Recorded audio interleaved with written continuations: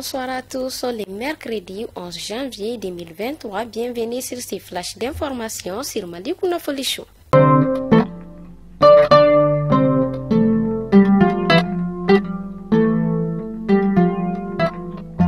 Des groupements politiques annoncent leur non-participation à la concertation sur l'organisation du référendum. Au même moment, la coordination des mouvements associations sympathisants CEMAS demande l'annulation du projet de la nouvelle constitution.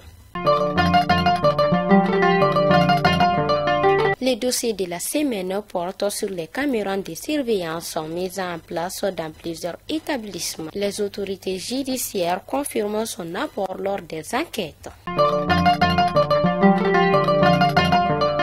La Ligue des imams et érudits pour la solidarité islamique au Mali s'est dissociée de la laïcité du pays. Ces responsables demandent aux autorités de revoir l'avant-projet de la nouvelle constitution.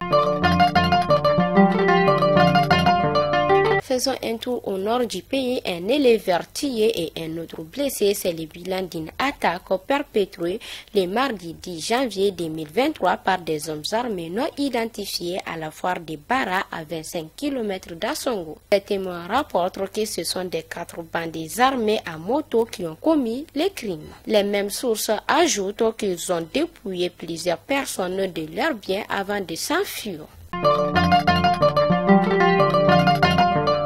Le site pour vérifier et mettre à jour les données de la carte NINA est opérationnel. Il s'agit de www.jvalide-mon-NINA-ML.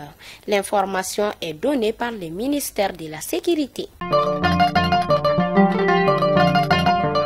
Et enfin, les marchés de Bamako sont bondés à ce moment des légumes frais. Les clients se réjouissent, mais pour les commerçants, qu'il n'y a pas assez de rendement.